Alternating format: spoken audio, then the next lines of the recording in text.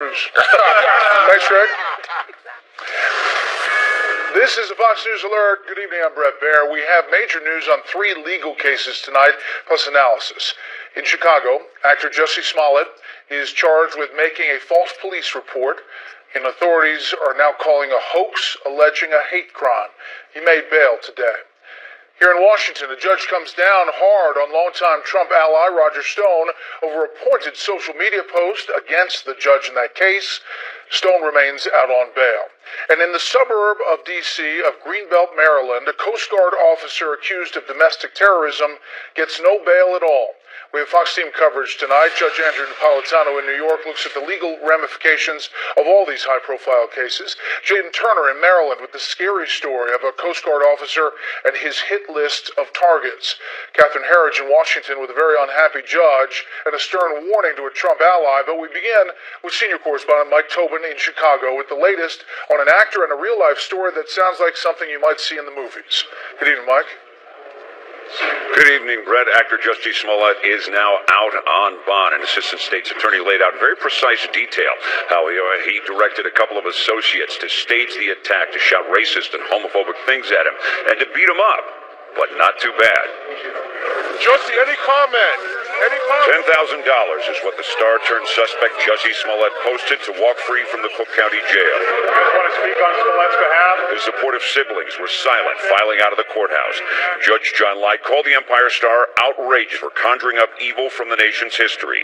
And an assistant state's attorney laid out in intricate detail how Smollett planned a bogus hate crime, enlisting the help of Abel and Ola Ascendero, getting them in his car January 25th. Once inside, Smollett asked Ola if he could trust him. When Ola said he could, Smollett detailed his plans of the attack to the brothers. An angry superintendent of police in Chicago said the motive was dissatisfaction with his salary. So Smollett conjured up a scheme for a hate crime complete with homophobic slurs, hateful politics, and painful symbols of racism. Why would anyone, especially an African-American man, use the symbolism of a noose to make false accusations? How could someone look at the hatred and suffering associated with that symbol and see an opportunity to manipulate that symbol to further his own public profile? In light of the charges, 20th Century Fox, which produces Empire and is owned by the same parent company as Fox News, said we are evaluating the situation and we are considering our options. President Trump weighed in on Twitter. What about MAGA and the tens of millions you insulted with your racist and dangerous comments? The FBI got involved when a threatening letter covered in crushed Tylenol for white powder was delivered to the Empire studios. Now it's clear it was sent by Smollett. Smollett attempted to gain attention by sending a false letter that relied on racial, homophobic, and political language. With the words that said, "Smollett, Jussie, you will die black." There was no address, but the return address said in big red, like caps, MAGA. Did I make that up too? And it came out today that Smollett paid the Ascendero brothers with a personal check. His status on the show Empire appears to be unchanged. It was announced in court today that he was scheduled to shoot this afternoon. And in fact, when his SUV left the courthouse here, it went to the City-based studios where Empire is shot. Bret? Mike Tobin in Chicago. Mike, thanks. One of President Trump's longtime confidants had to do some explaining this afternoon in court. Roger Stone in federal court after one specific social media post involving the judge in his case. That judge was not impressed or moved by Stone's explanation or apology. Chief Intelligence Correspondent Catherine Herridge was in the court earlier today, joins us now with details. Good evening, Catherine. Thank you, Brennan. Good evening. The federal judge Amy Berman Jackson further restricted the gag order. It means political operative Roger Stone cannot talk about the case to reporters, post on social media, or use surrogates. Stone took the stand and apologized for posting a photo on Instagram of Judge Jackson with what appeared to be a target in the background. Stone took down the post almost immediately and fully apologized for his, quote, stupid lapse in judgment. Taking questions from the judge today, his lawyer and the prosecution, Stone took full responsibility, but explained he was under extreme emotional and financial stress. His consulting business and savings have dried up, he said. The judge said Stone's apology rang hollow, and if there were more issues in the future, the judge threatened to revoke Stone's bail and possibly send him to jail, Brett. Catherine, there's a lot of buzz here in D.C. that the special counsel, Robert Mueller's report, is nearly done, maybe handed over to the Justice Department. Where does that stand tonight? Well, Brett, sources familiar with the special counsel probe tell Fox News it is, quote, near the end, though the president's legal team has not received formal notification that special counsel Robert Mueller's report is complete. Those close to the case say several data points have now aligned. The new Attorney General William Barr is in place and now assembling a new team. During his confirmation hearings, Barr made clear the completed Mueller report would not be released. It was up to the new Attorney General, he said, to summarize the findings for the public and for Congress. Under the current regulations, the special counsel report is confidential. And the report that goes public would be a report by the Attorney General. The question now is how far Congress will go to obtain the entire Mueller report, especially if the findings were not enough to warrant criminal prosecution, Brett.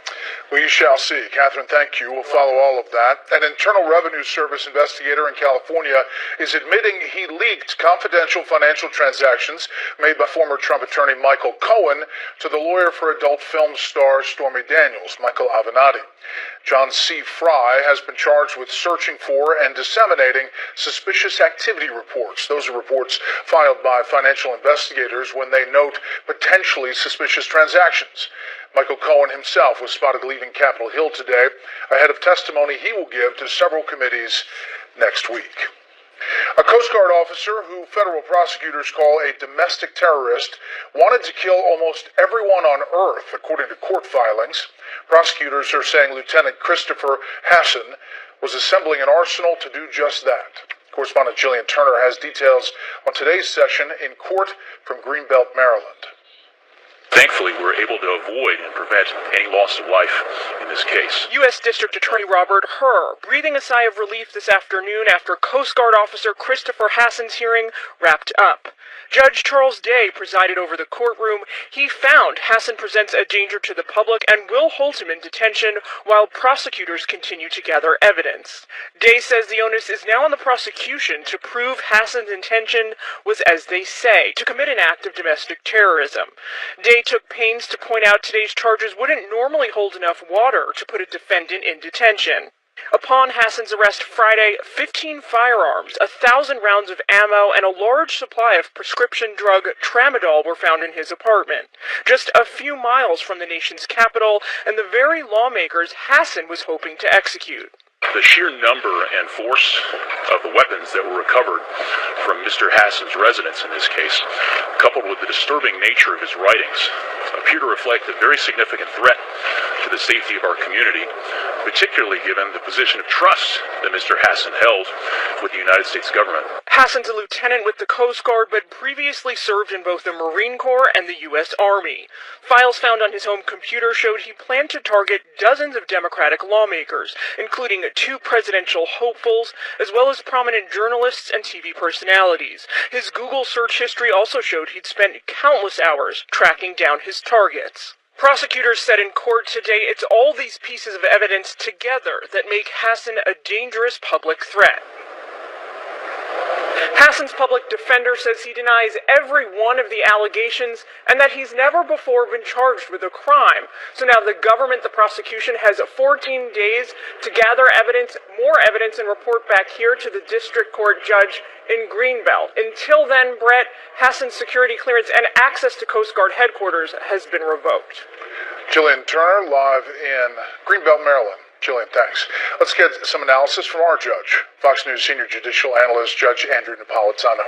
Judge, first I want to bring you to the Smollett case and take a listen to his interview with GMA and then the police superintendent today. You do such a disservice when you lie about things like this. Why would anyone, especially an African-American man, use the symbolism of a noose to make false accusations? How could someone look at the hatred and suffering associated with that symbol and see an opportunity to manipulate that symbol to further his own public profile? Judge, it was quite something listening to the police superintendent, Eddie Johnson, today. He was not holding back his anger about dealing with this particular case. Your thoughts? Well, I think the police superintendent, who was very articulate and very eloquent, was expressing the collective indignation of the government and the people of Chicago who had been abused beyond their imaginings in the past couple of weeks. The evidence that was laid out, however, by the assistant prosecutor in the hallway of the courthouse after his Smollett's hearing today is so precise, so clear, so damning, and shows such a careful planning and plotting that the government now has the opportunity to charge him with a variety of things, from scratching himself, which is altering evidence, to every time he lied to the police, another charge of lying, all of this on top of filing a false police report. You're showing now the envelope that went through the mail. This triggers federal jurisdiction. So using the post office to mail a threatening letter, one that contained a white powder in it as if it was some sort of a horrific substance, we now know it was harmless. Even if you're mailing that to yourself, triggers the federal authorities of posing a terroristic threat through the mails. Brady's facing 25 years in jail if you add up the potential state crimes and the potential federal crimes. Pretty amazing after all we've seen in this case, the evolution. I want to turn to Roger Stone. He goes before the judge after this post on social media, on Instagram, that shows the judge and has this picture of crosshairs in the background. He apologizes, says it was not meant to be, and he apologized for it profusely in court. She's not buying it, and essentially puts a gag order on him talking about this case. Talk about this and what, potentially this means. I thought she was going to revoke his bail because of the veiled threat to her. And this threat, this Instagram posting, full disclosure, I've known Roger Stone for years, but I've not discussed this with him. This, combined with an effort by his lawyers to remove the judge from the case, would have been enough to have revoked his bail, but she showed him some mercy. She imposed a standard garden variety gag order which prevents Roger Stone or anybody in his behalf from discussing the case publicly. Now, she can't gag his surrogates, but she can prevent him from dispatching his surrogates to come on television and present his case. But she was very clear, Brett, this is the last chance you get. If it happens again, I will change your environment, a fancy phrase for you'll be locked up as Manafort was before your trial even starts. Yeah, and obviously we're waiting for the Mueller report in the meantime to come out in coming days. Quickly, this Hassan case, just a word, Judge, about how good investigators are to get in on the front side of this. They're telling a pretty scary story about this guy. When you look at the people that he targeted and the meticulous way in which he went about his work, my reaction was, thanks be to God they stopped him when they did, because these are all people as to whom they have absolute right to say what they wish, and this guy wanted to become an avenging angel against those who disagreed with his politics. No place for that in America. Judge Andrew Napolitano, we appreciate it as always. Thank you, Brett. Another Fox News alert now. There will be a new election in the North Carolina congressional district engulfed in a scandal over voting fraud. Today, the Republican leading the race dropped his effort to be the certified winner. Correspondent Steve Harrigan is in our Southeast newsroom tonight with specifics. Good evening, Steve. Brett, good evening. This is the first time in the history of North Carolina that they're going to have to hold an entirely new congressional election due to charges of voter fraud. An operative who worked for the Republican candidate Mark Harris is accused of trying to harvest absentee ballots. He had a team of people he was paying supposedly between $2 and $3 for each of those absentee ballots. Harris, the Republican, was leading in the unofficial count by about 905 votes. He was pushing to get certified as the winner, but he had a dramatic turnaround after testimony by his son at the hearing at the Board of Elections. His son had said he had warned his father on multiple occasions that some of the electioneering might be illegal. Harris said due to ill health he suffered some confusion and finally came around and agreed that a new election was needed. Neither I nor any of the leadership of my campaign were aware of or condoned the improper activities that have been testified to in this hearing. Through the testimony I've listened to over the past 3 days, I believe a new election should be called. It's become clear to me that the public's confidence in the 9th District seat general election has been undermined to an extent that a new election is warranted. Some of those campaign workers did more than just harvest absentee ballots. One woman said she even filled them in where the voters left certain races blank. She said she used the same color ink as the voter used. The 9th District in North Carolina has now not had a representative for the past 3 months, and it could be months more before they finally get one. This election will be run from scratch, and that means primaries. Brett? We'll follow all of that race. Steve, thanks. The Trump administration is welcoming a delegation from China to the U.S. for new high-level trade talks. The administration is not welcoming, however, a woman who left this country to join ISIS terrorists and who now wants to come back. Correspondent Kevin Cork has the latest tonight from the White House.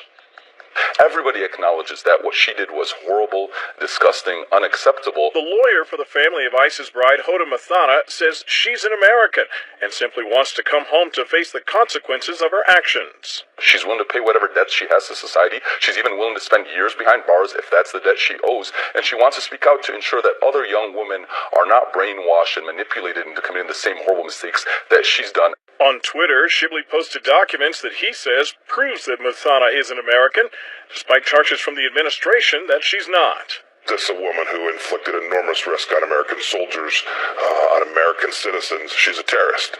She's not coming back. President Trump made clear that she wasn't coming back. She's not a U.S. citizen. She is not entitled to U.S. citizenship, and she's not coming back to our country to pose threat. White House officials believe Mathana is a threat because she not only left Alabama to support ISIS, she also made online posts urging ISIS followers to attack Americans on U.S. soil. In her defense, the 24-year-old says she was brainwashed, telling the Guardian newspaper that she hopes the U.S. will forgive me for being so ignorant, and that she believes America gives second chances. Secretary Pompeo also weighed in on today's trade talks between the U.S. and China. Negotiators for the world's two largest economies met in Washington with the U.S.-imposed March 1st deadline quickly approaching. Negotiators are said to be drawing up numerous memorandums of understanding on structural issues, including forced technology transfer and cyber theft, intellectual property rights, services, currency, agriculture, and non-tariff barriers to trade. It's one thing to write something on a piece of paper. It's another thing to have enforcement mechanisms, and I know our trade team is hard at work making sure that the American people get that. Brett, the Chinese are looking for ways to reduce their massive trade imbalance with the U.S., including buying more U.S. ag products. As for that March 1st deadline, the president has suggested it's not a magical date. He could blow right past it so long as there's progress in the talks. Brett? Kevin Cork, live on the North Lawn. Kevin, thanks. Stocks were down today. The Dow lost 104. The S&P 500 fell 10. The Nasdaq was off 29. Up next, the Pope tells bishops now is the time for action in the church's clergy sex abuse crisis.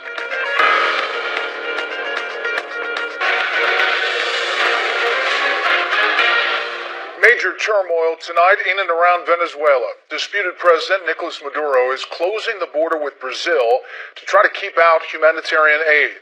Maduro also said on state TV today he's considering a similar move on the border with Colombia. That's where opposition leader Juan Guaido headed today with some 80 lawmakers. Guaido has pledged to bring in the humanitarian aid by land and sea on Saturday. Another caravan of Central American migrants is heading toward the U.S. southern border. The group of about 1,000 people crossed into Mexico after overwhelming federal police and immigration agents during a brief clash there. And just within the last hour, we learned that Customs and Border Patrol in El Paso has installed concrete barriers and wire at the port of entry there in anticipation of a possible large group of immigrants that could try to cross the border at that spot. Pope Francis says bishops must get serious about dealing with the church's clergy sex abuse crisis. The Pope opened a 4-day summit on the issue today. Religion correspondent Lauren Green has that story tonight from Rome. The faith community under our care should know that we mean business. And so began the first day of the first ever summit on clergy sex abuse at the Vatican. The gathering, the Catholic Church version of the heads of state, brought together the presidents of the world's bishops' conferences to tackle what's become a plague among their ranks. Il santo popolo di Dio ci guarda. The holy people of God look to us and expect from us not simple and predictable condemnations, but concrete and effective measures to be undertaken.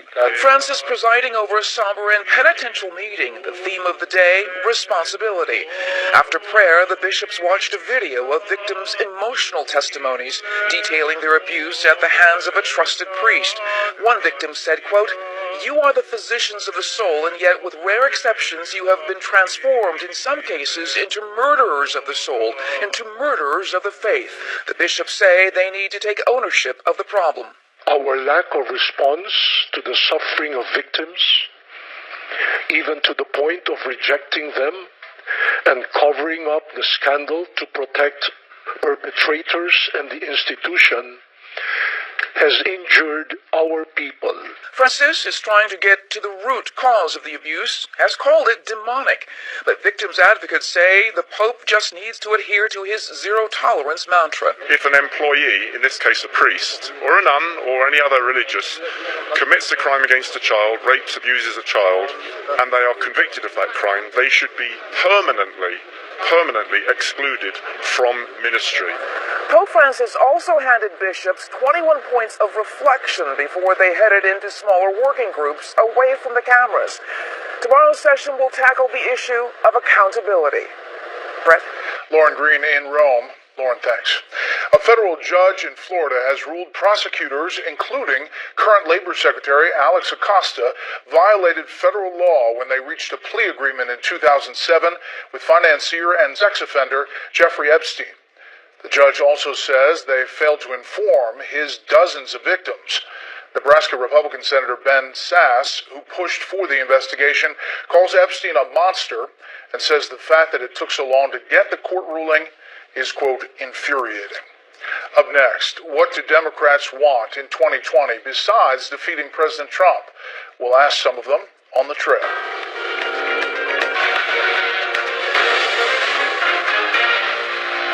As we're entering the 2020 presidential campaign season, we're basically already here, we all know one thing.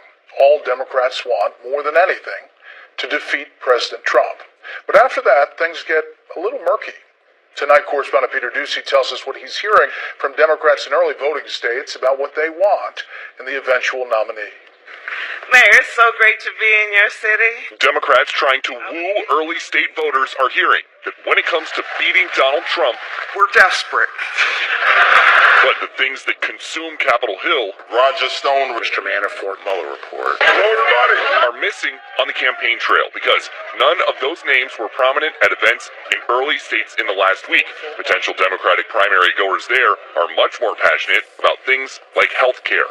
What are you going to do for a small business, which both sides agree on is the backbone of America, to offer quality health care to all Americans? I recently fractured and dislocated my shoulder, but the problem is I'm going to have to pay for it out of pocket. Having just reached the age of 65, I thought I was going to be like not paying so much for my drugs. Oh my God. In South Carolina, climate change is seen as a unique threat. I think our state is very vulnerable with the rising seas, flooding. And in New Hampshire, there was a plea for labor protections.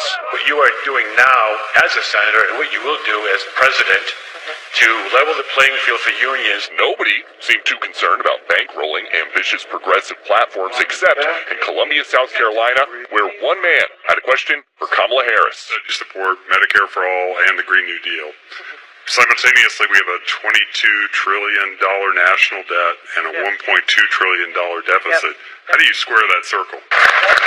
But ultimately, people want presidential hopefuls to explain what they can do for them, like this educator in Manchester. Why don't I get paid more? Because I come home with my head dragging off the floor and crying at night for these kids, and I get paid minimum wage. So even though everything in the political universe seems to revolve around President Trump, Democratic candidates I've seen aren't hearing a ton of specific complaints about him. They're hearing more questions about what Democrats could possibly offer to improve their lives at work or at home. Brett? Substance. Peter, thank you. Tonight we continue our week-long look at the Green New Deal, championed by self-described Democratic Socialist Congresswoman Alexandria Ocasio-Cortez. This evening we look at what would seem to many to be the heart of the matter, climate change.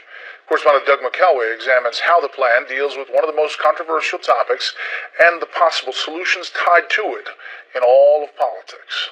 There is no fixing our economy without addressing the racial wealth gap. For diehard skeptics of climate change, the rollout of the Green New Deal with its wealth redistribution and restructuring of the economy was a tip-off to an unspoken agenda. You know, we always knew climate was a stalking horse for socialism, communism, totalitarianism, whatever you want to call it. But even many Democrats who support a climate change agenda saw the rollout as absurd. I've read it, and I've reread it, and I asked Ed Markey, what in the heck is this?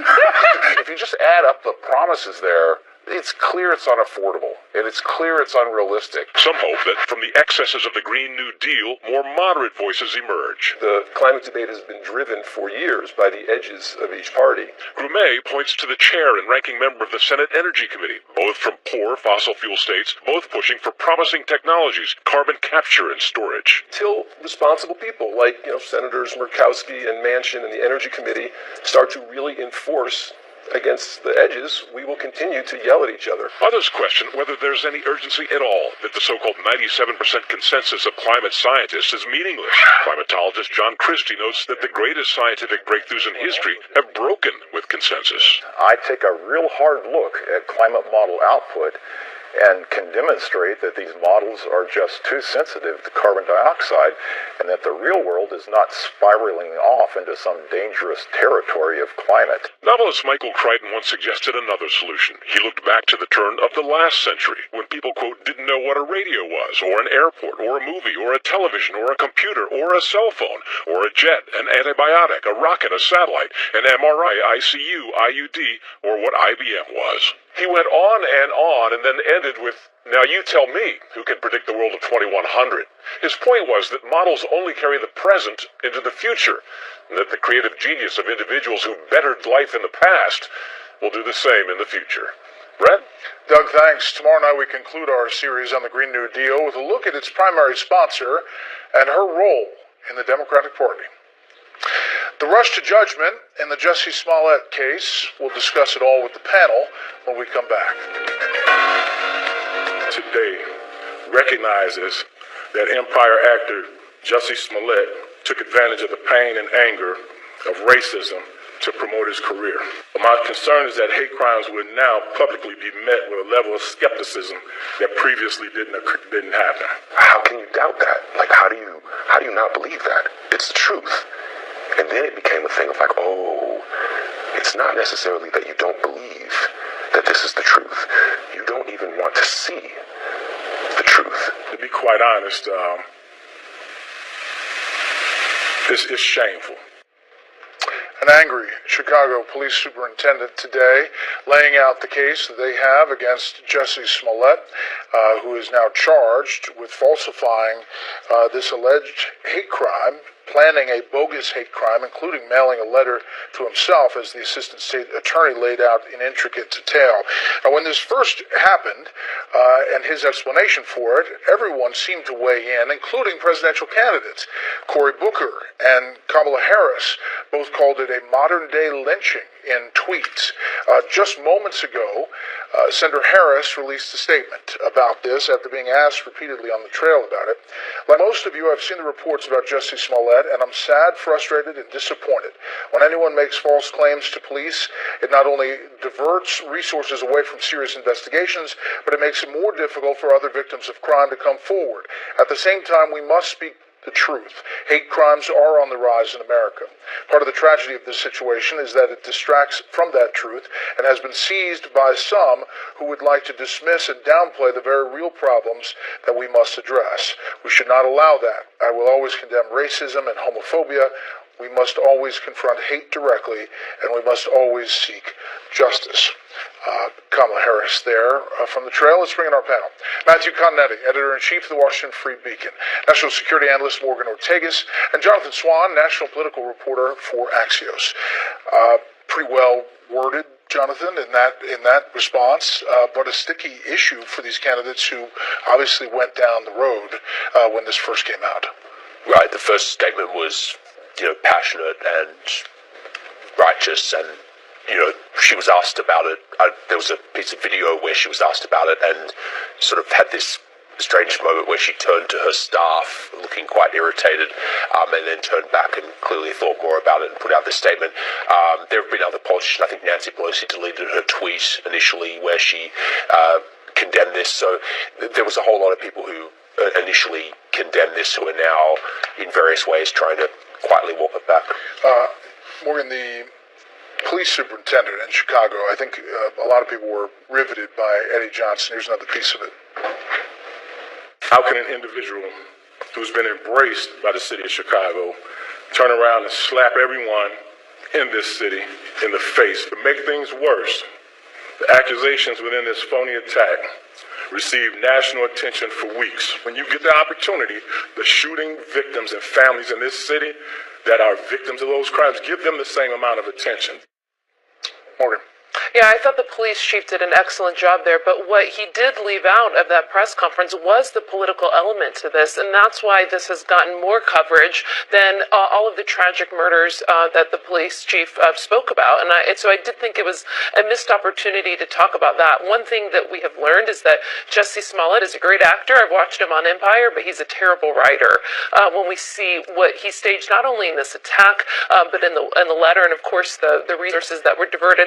One thing I would say, just going back to Kamala Harris, one thing to remember is there are plenty of people who voted for President Trump in 2016 that also voted for Barack Obama. So I think while it might not help her in a primary, it's important to remember those voters and to keep those voters in the back of her mind, and to remember that those people could still potentially be winnable. And whenever she addresses it fairly and shows that she's not biased to everyone that is supportive of Trump, there may be an opening there. The president did not stay out of this. There was some said they thought he might, but he did not.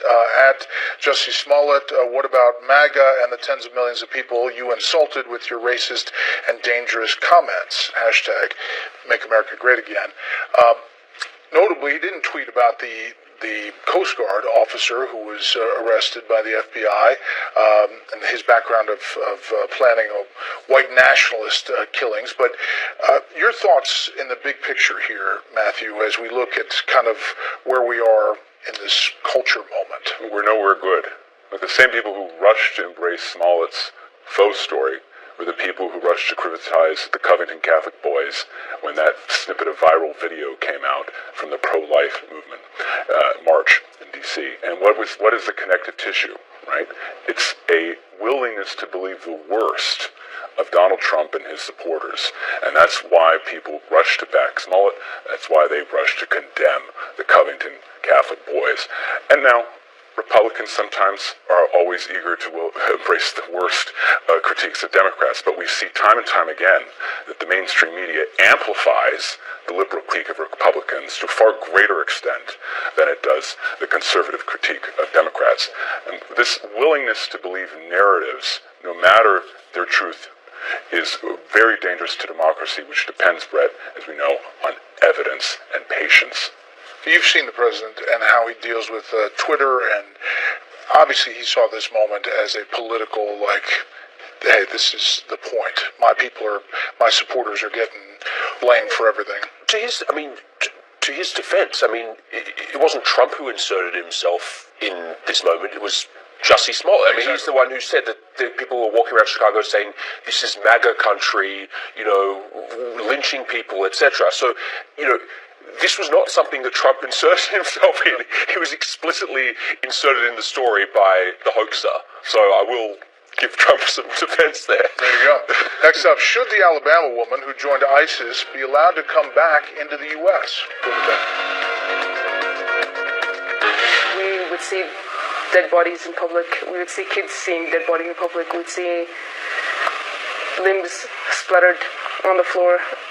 And seeing it with your own eyes really made you wake up and change. She's a terrorist.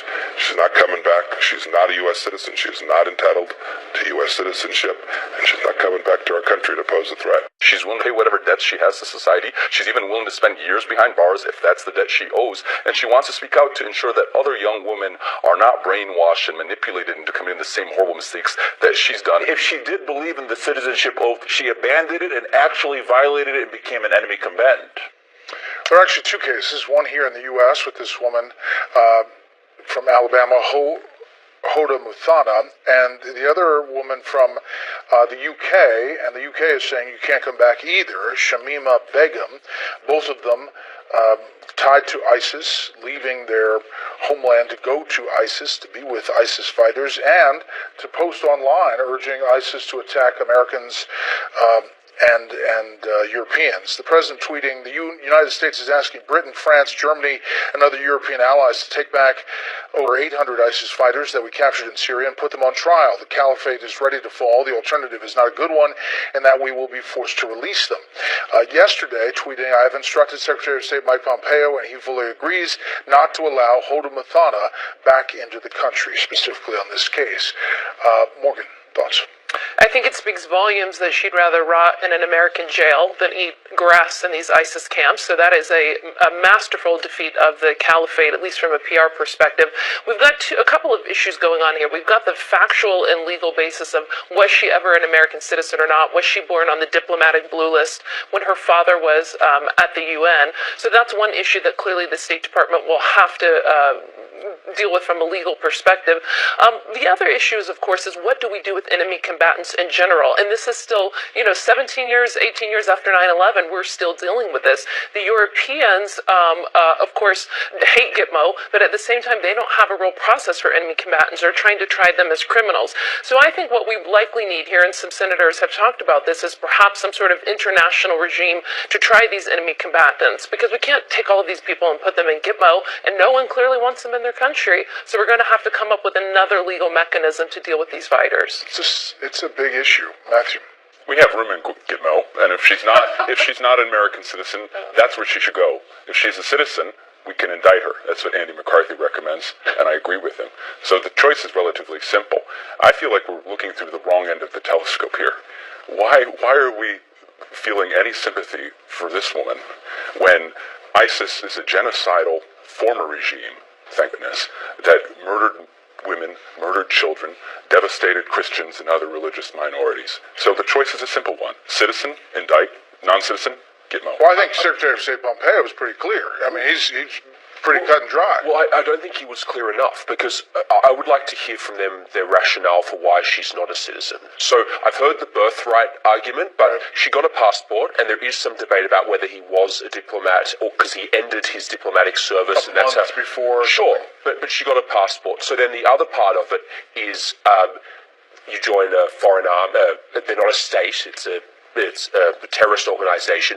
She pretty clearly, in my estimation, committed treason, which is one of the ways you lose your citizenship. But then, again, you'd have to go through a court process. So I just want to hear them clearly state their case for why she's not a citizen, why she can't come into the country. Because if she is a citizen, the law's the law. You have to go through the process. What do we think happens if these foreign countries don't take these fighters back? What happens to these, 800 plus that are in northeastern Syria? This is why we have to come up with some sort of legal resolution with the Europeans. It makes no sense that we would take an American citizen like Anwar al-Awlaki and kill him via a drone strike, kill his son 2 weeks later via a drone strike during the Obama administration. So you can kill American citizens without due process in the middle of a war zone, but you don't have a legal mechanism for what to do with them. So this is one of those instances in which the Europeans really like to push stuff under the rug. And as we get near the end of this war in Syria, we're going to have to deal with it. Ted Cruz had a bill, the Expatriate Terrorist Act, that he submitted in a previous Congress that would strip them of citizenship as soon as they leave for enemy territory. He should resubmit that bill, and Congress should pass it and the president sign it. Is there a sense inside the White House that the Syria part is coming to an end, that this president is going to get those troops back? Well, Trump wants to. There's been a rearguard action from people like Lindsey Graham trying to get him to commit to some kind of skeletal U.S. presence there in a stabilization force or something in a buffer zone. There's also another zone where they're wanting to keep people more long-term. Trump wants them out. So I think it's going to happen. I don't think there's going to be a long-term substantial presence there under the Trump administration. But, there's a lot of wiggle room there, and TBD. And the request that maybe other European countries fill the void of U.S. troops coming out didn't seem like it was met with a lot of happiness over in Germany. Yeah, I was there at the Munich Security Conference. I think that there was a lot of issues, namely Merkel giving her probably final speech and quite angry at the administration over a few things. But, saying that, from a political perspective, I'd love to know, what do the 2020 Democrat candidates think about this? What do they want to do with these fighters? Do they want to send them to get them? This is the real world stuff that these guys need to start answering. And I think, we don't want this stuff to be political, but it is. And if the president is forcing 2020 Democrats to, defend these actions or defend what to do with these terrorists, it's just a winner for him every day. Panel, thank you. When we come back, a little forecast to Vietnam.